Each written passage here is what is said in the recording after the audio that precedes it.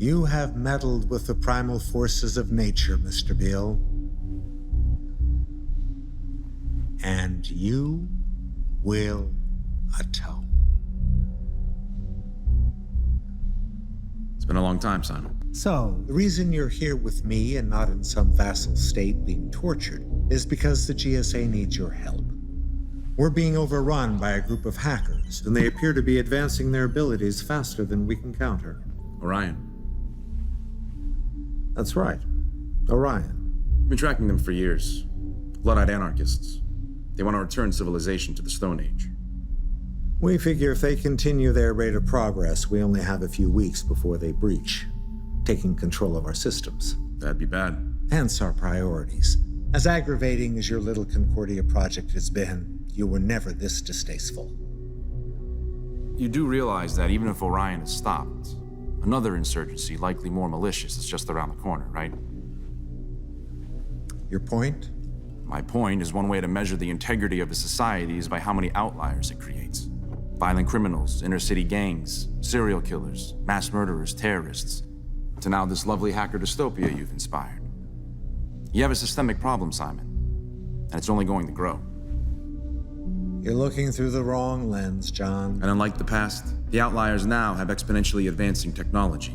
Some disgruntled kid fashioning a Molotov cocktail years ago can now create weapons of mass destruction, or in this case, weapons of mass disturbance with little more effort. Again, you're looking through the wrong lens.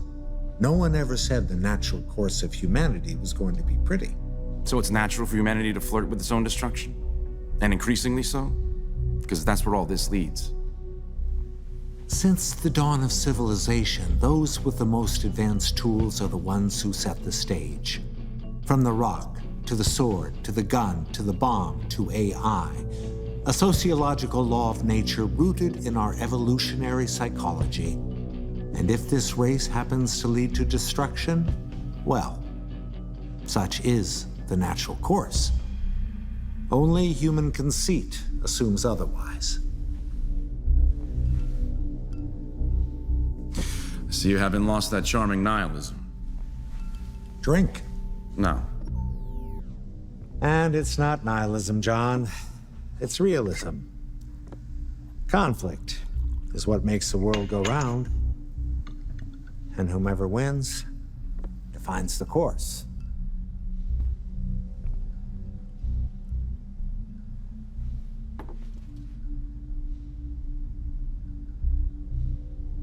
So what's the deal? The deal is you help us tame the barbarians at the gate along with anything else we ask.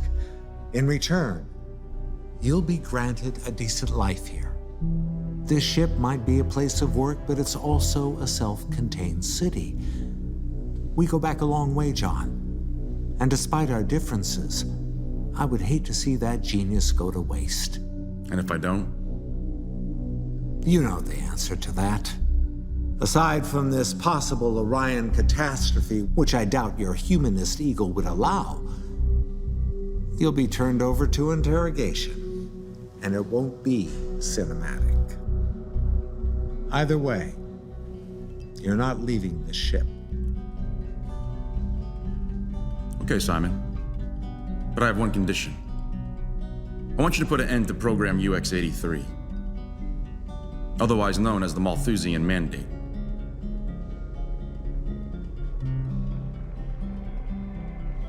If you knew about the mandate, why hasn't Concordia leaked it? Never had a complete picture. And what do you think you're missing? Good question. We find it cryptically mentioned in documents related to the GSA's control programs. It appears the mandate was employed in the death of at least 20 million last year alone. How this is occurring and why is not clear. So why don't you enlighten me?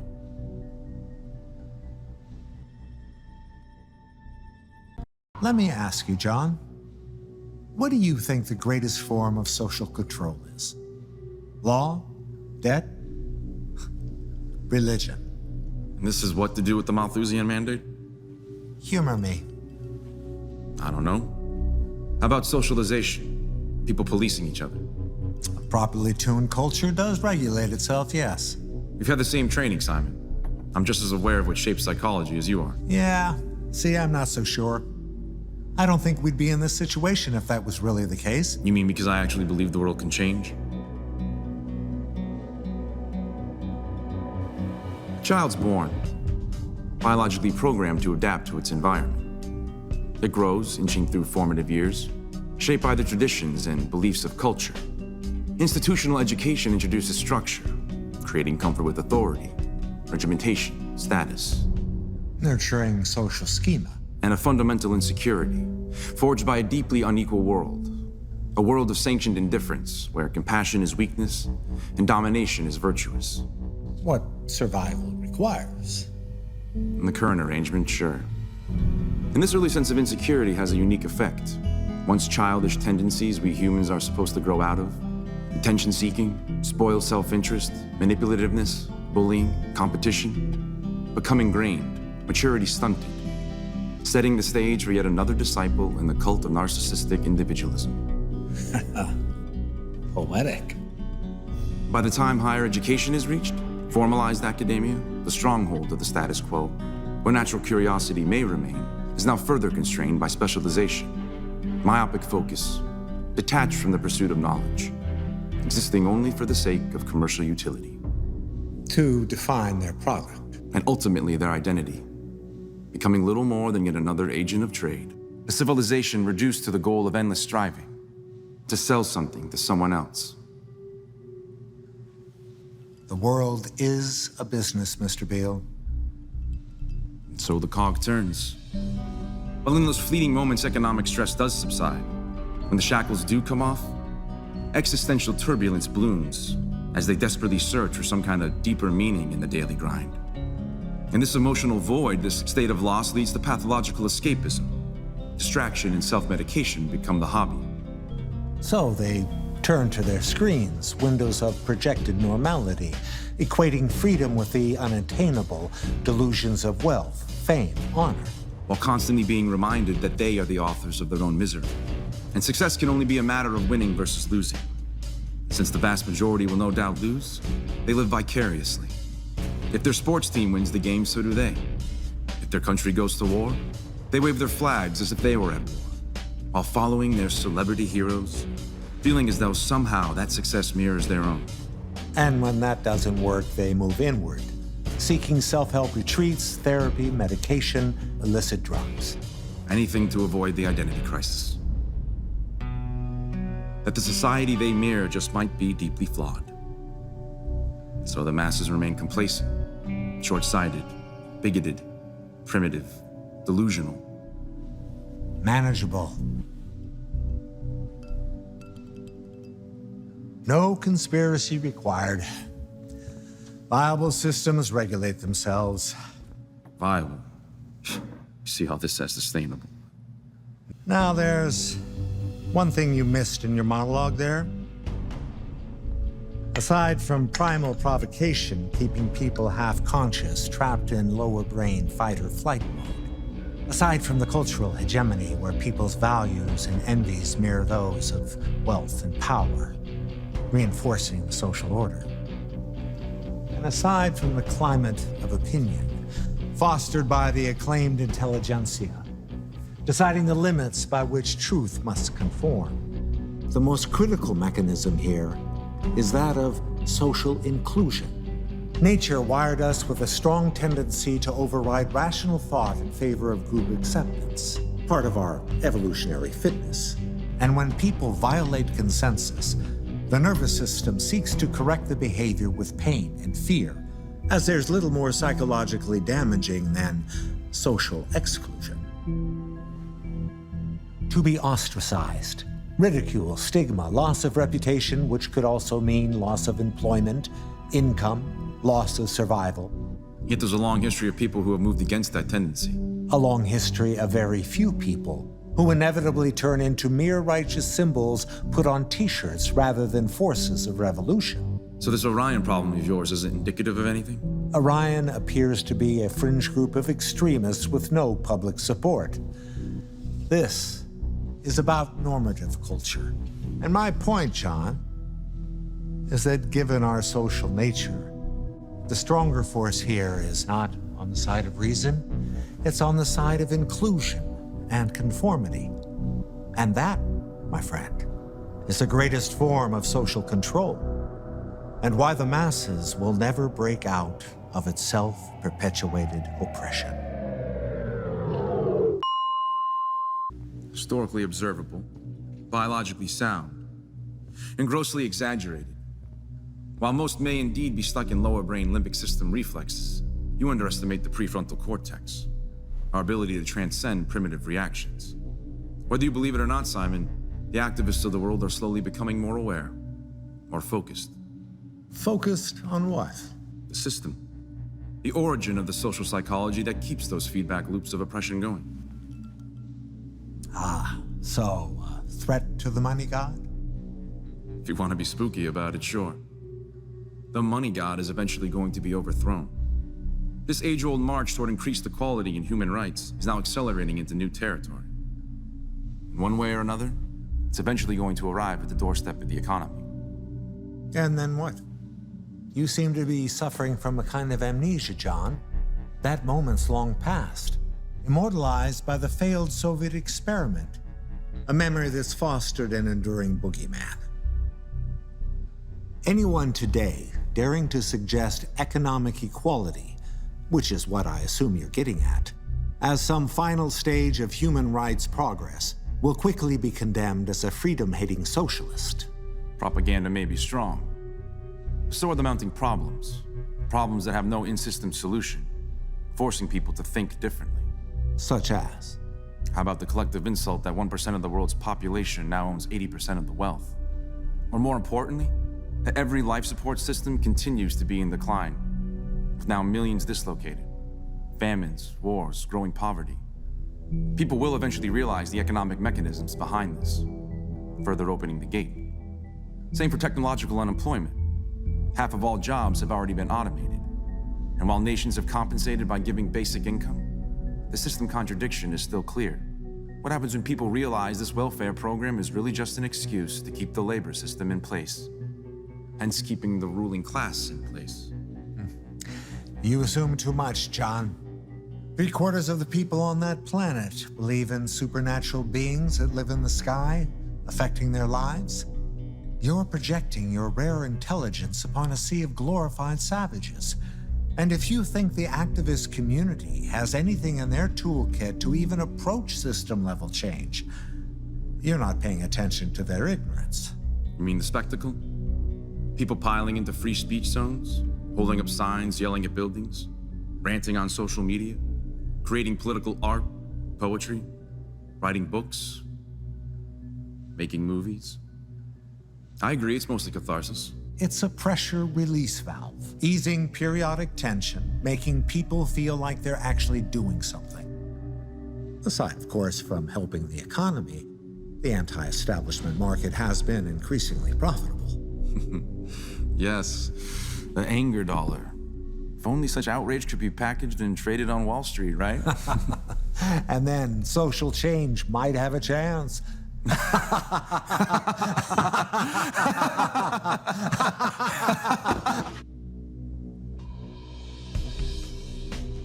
But catharsis aside, John, the real issue is hope.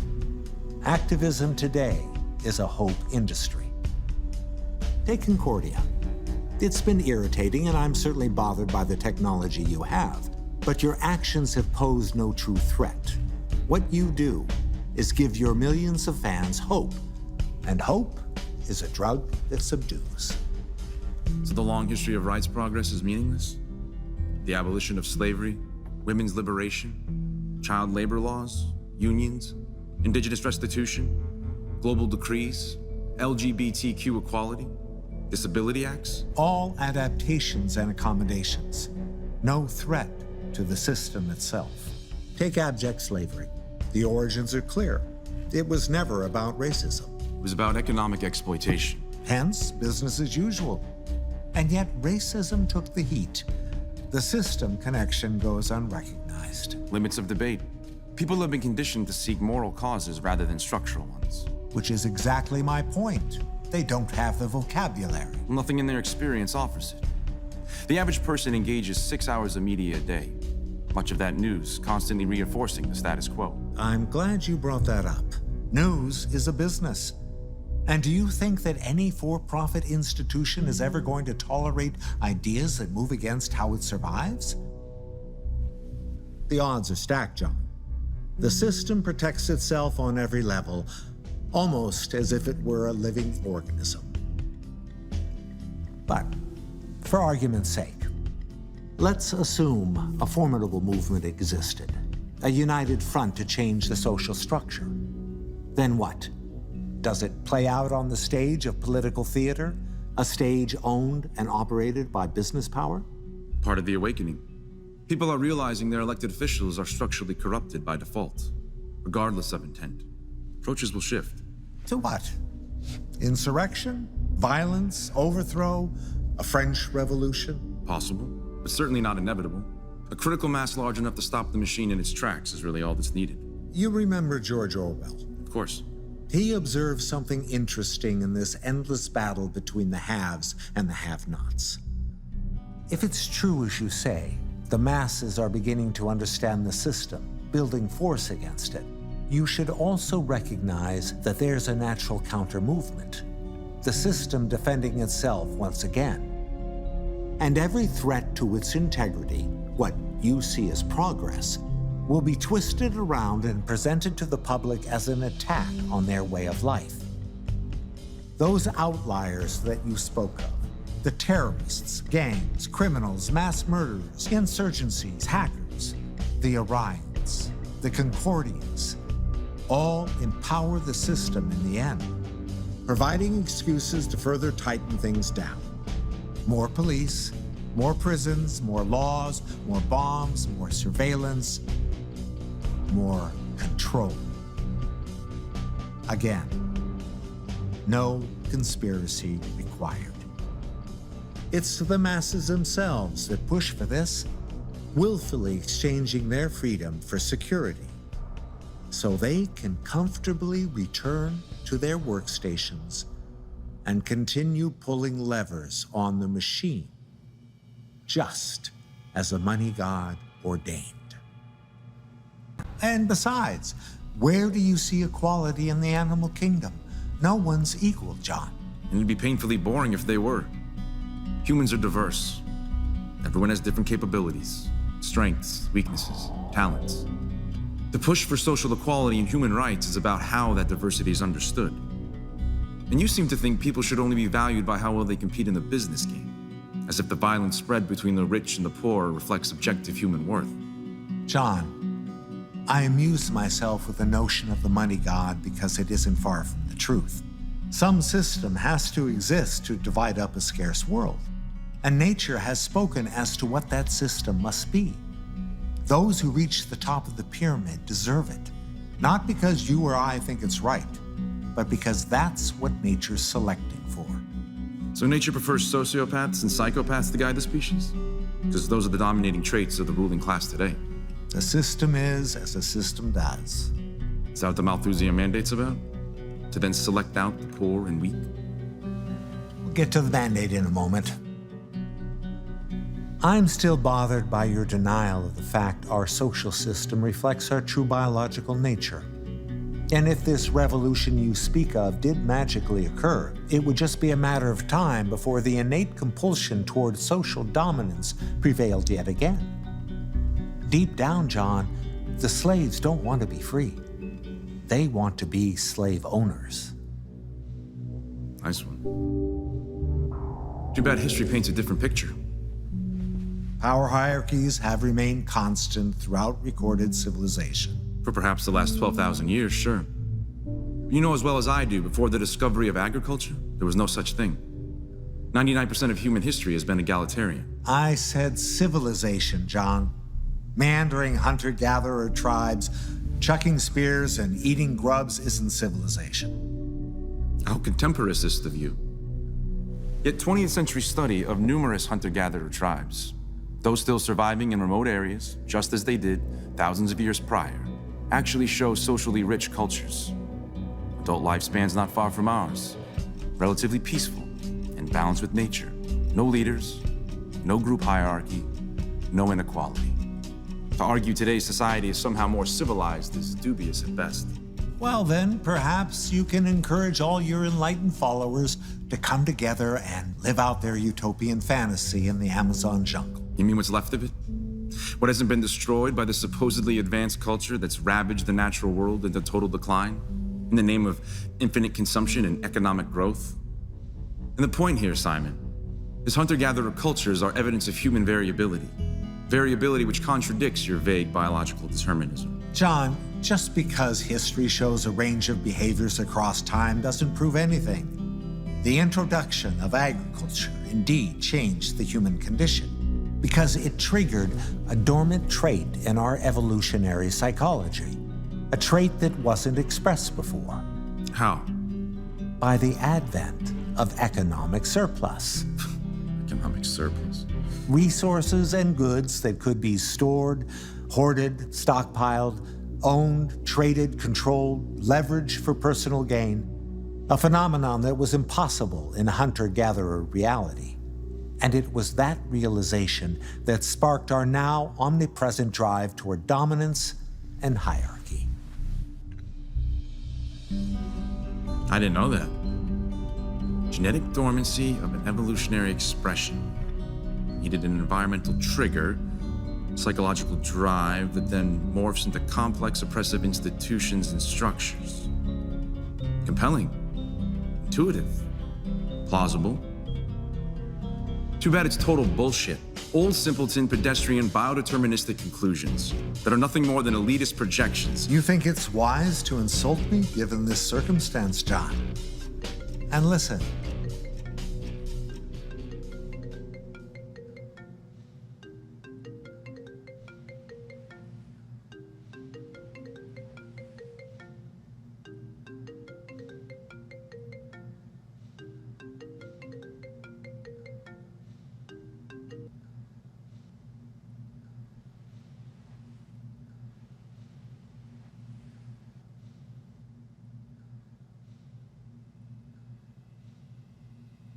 Agriculture did change everything, but not because of some once dormant psychological drive magically triggered by economic surplus. It was about what such a society technically required, dramatically shifting incentives and the very nature of human relationships. Think about it. First, you need the proper land, water, the right conditions to farm, then creating settlements around those fruitful areas as opposed to foraging. And since land quality varies, some settlements will prosper due to their geography, and some will falter. So what happens when a group finds itself with failed crops and no way to survive the winter? They may trade with other groups, building out what we call a market today, giving way to the idea of property, and so on.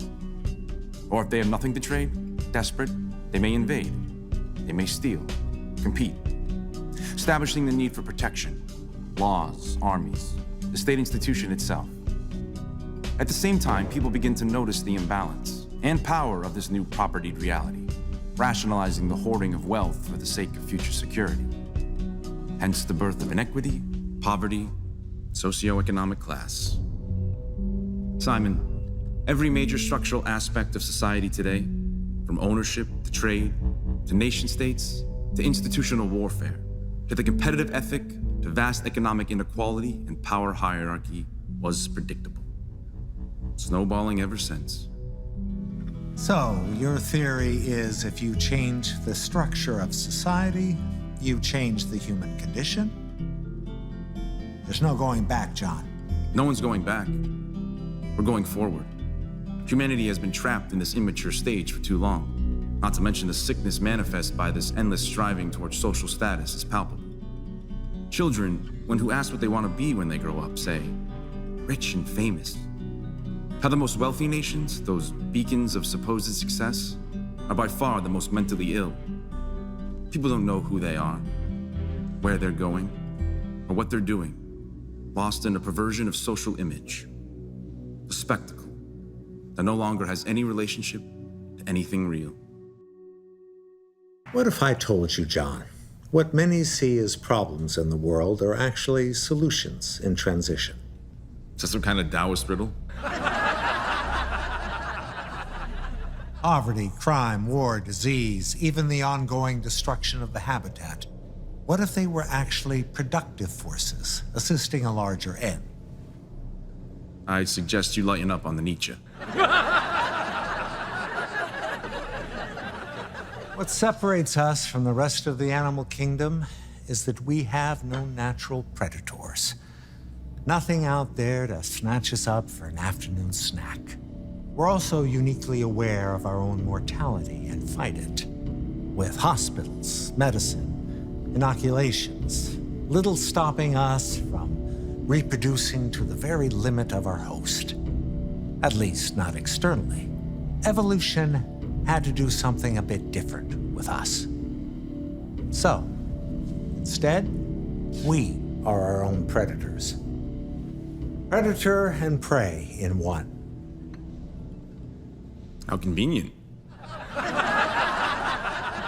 Which explains not only why humans murder each other at a rate unparalleled by any other species, but also why we've generated a social structure that by systemic force further ensures a consistent rate of premature mortality.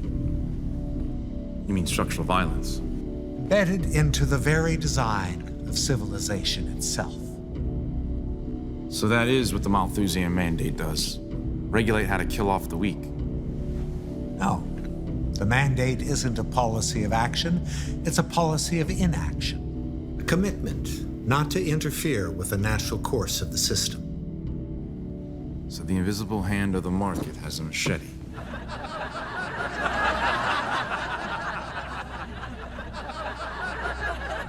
I don't expect to win you over, John. I'm just telling you the way it is. I agree it's ugly, but without the premature death that capitalism brings in the form of inequality, that planet would have flown off its axis long ago. As you know, the Industrial Revolution set in motion population growth that was hyperbolic. And out of the 70 million who now die each year, 30 million do so because of unequal conditions. So 40% of all global deaths are structurally inflicted. You know there's a word for that, Simon. Oh, don't be dramatic. Again, this is system-level behavior, John, not some nefarious conspiracy. You want to know what the population would be if this wasn't the case. If we removed inequality-driven mortality for the last 100 years, accounting for fertility, about 16 billion would be sucking up resources on that planet today, with a carrying capacity still at only 10 billion. And you think things are messy now? First of all, Simon, when the great Reverend Thomas Malthus decided population would forever outpace resources, only 1 billion existed. We're almost 10 times that now, despite his projections. Second, in the modern era, the greatest predictor of regional overpopulation is poverty itself. If the world ever did abolish it, increasing education, population growth would dramatically slow, likely approaching equilibrium. Your 16 billion number doesn't account for that. And third, you're completely disregarding what the Fullerian study proved long ago, a study sanctioned by your own department. The Fullerian study was purely theoretical, John. A model only possible if humans magically conform to strict sustainability and efficiency principles. It required a completely egalitarian structure without money and markets. A fantasy, given once again the reality of human nature. Fantasy or not, the study was clear. Not only can the Earth hold upwards of 30 billion, it can do so with each having a standard of living equivalent to today's upper middle class. Yeah, again assuming equal distribution, which is absurd. Humans have infinite wants. No, they don't. Infinite wants is a value disorder, inspired by an economy that needs infinite consumption to work. People are just as prone to be minimalist as they are materialist. It comes down to the social condition. Today, if people didn't have highly acquisitive values, the entire economy would collapse. Fine. Believe what you will, John. It's all moot anyway. You asked me what the Malthusian mandate was, and I'm telling you. Whether you like it or not, this is the reality of things today.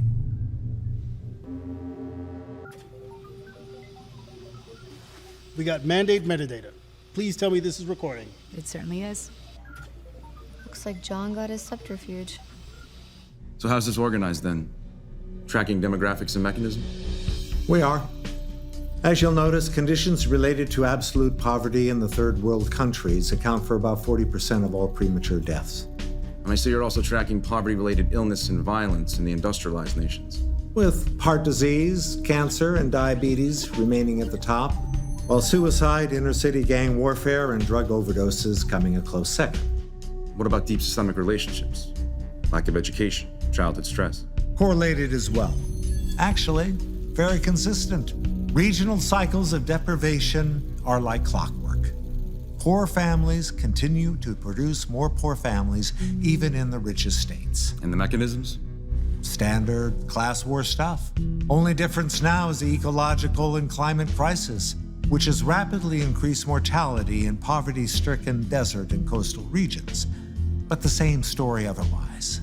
The rich get richer with disproportional opportunity and capital. The political establishment favors business and wealthy interests over social support programs. And the banking system keeps a solid stranglehold on social mobility by saturating the lower class in insurmountable debt. Same on the global level. Through international finance institutions, structural adjustments, austerity, sanctions. In fact, the financial system is really the glue that holds all this together, keeping constant downward pressure on the impecunious masses.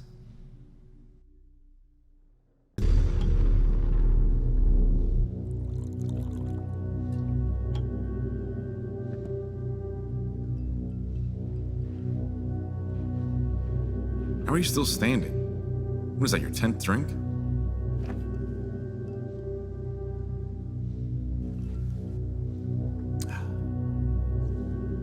Apple juice. What's that? That is a breach alarm.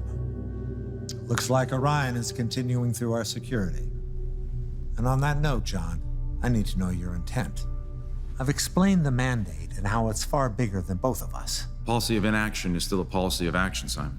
Well, if you'd like, we could continue this colorful debate another time, assuming you're willing to assist us here now. Signal source. What are the regional markers? Well, that's part of the problem. The best we have is a desert region on the west side of North America, about 10,000 square miles. It's not too horrible. I assume your satellites have been scanning more remote terrain? Of course, nothing out of the ordinary has been seen. What about surveillance gaps? Are the satellite passes seamless? For the most part, there are some periodic latitudinal gaps, but they only last a few hours. Is it possible Orion's aware of them? Exploiting them? That's what I'd do. I suppose, but highly unlikely. They would have to already be in our system to know the trajectories. Show me the gaps. You want my help or not?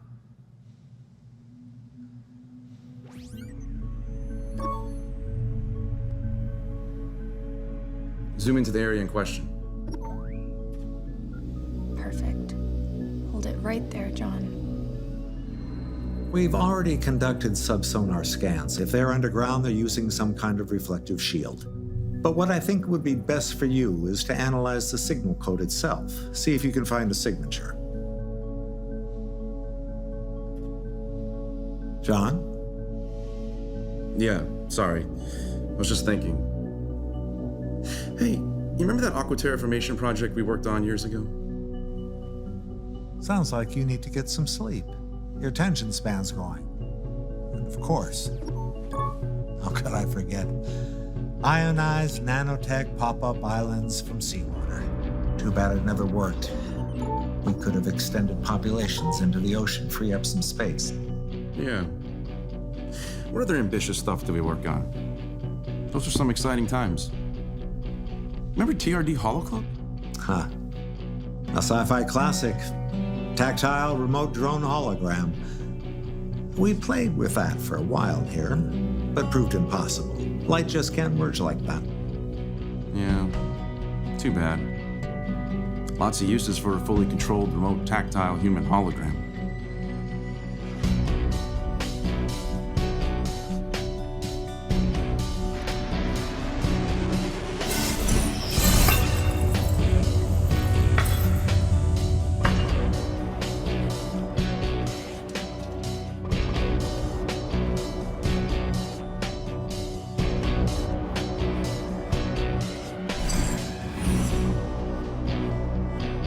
Cool, huh?